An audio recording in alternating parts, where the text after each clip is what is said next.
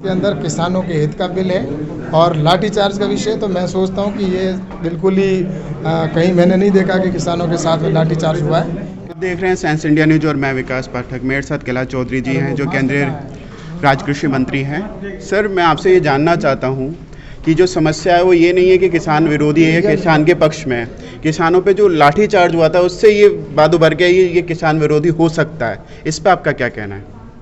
ऐसा है कि ये जो बिल है वो किसान के हित का बिल है और इससे किसान आत्मनिर्भर भी होगा। किसान अपने उत्पादन को मनचाही स्थान पर मनचाही रेट के अंदर और मनचाही व्यक्ति को बेच पाएगा। इस बिल के अंदर किसान को आज़ादी मिलेगी। आज एक व्यापारी होता है जो अपनी रेट, चाहे सुई का धागा है, चाहे वो साबुन बनाने वाली फैक्ट्री है या माचिस बनाने वाली है, वो देश के किसी कोने में बेच सकता है, लेकिन किसान क्यों नहीं बेच सकता?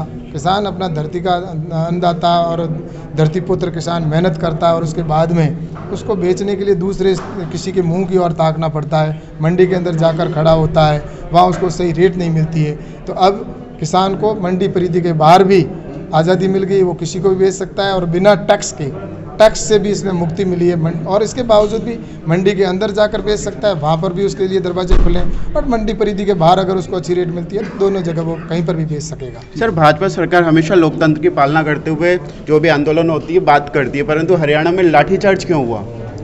ऐसा है कि मैं आपसे इसमें यही कहना चाहूँगा कि व्यवस्था के नाते निश्चित रूप से जो ये बिल पास हुआ है इसके अंदर किसानों के हित का बिल है और लाठीचार्ज का विषय तो मैं सोचता हूँ कि ये बिल्कुल ही कहीं मैंने नहीं देखा कि किसानों के साथ में लाठीचार्ज हुआ है। किसान जो समस्या है किसान के विषय के ऊपर भारत सरकार उनके साथ है।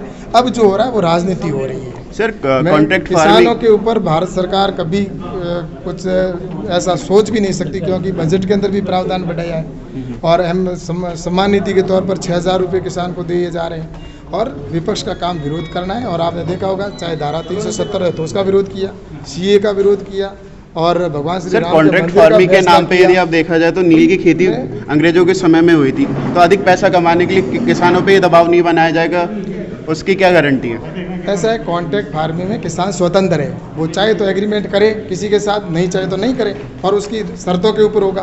किसान अपनी रेट स्वयं तय करेगा तो उसकी शर्तों के आधार पर ही होगा। दोनों के बीच जो एग्रीमेंट होगा उसके अंदर किसान को सिक्योर रखा गया है। अगर व्यापारी अगर मना करता है कि मैं इस रेट पर नहीं खरीदूंगा तो उसके खिलाफ कानूनी कार्रवाई होगी और उसके 150% उसके ऊपर पेनल्टी लगेगी। वहीं अगर किसान अगर व्यापारी मना कर देता है तो उसके ऊपर पेनल्टी लगेगी और किसान अगर किसी को अधिक रेट में दूसरे को बेचता है तो उसके खिलाफ कोई कानूनी कार्रवाई नहीं होगी।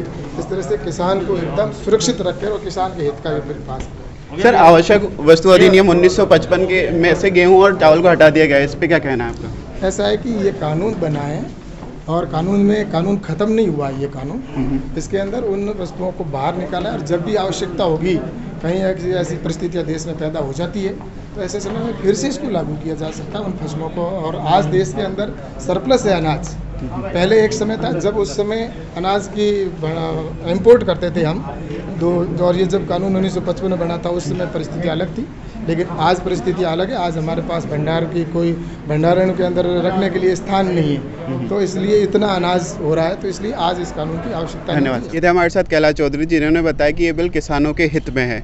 अब किसान निर्धारित कर सकता है वो अपने नियमों को चेक करे और अपने समर्थन मूल्य पे ही अपनी वस्तुएं बेचे और अपने हित का ध्यान रखे। धन्यवाद।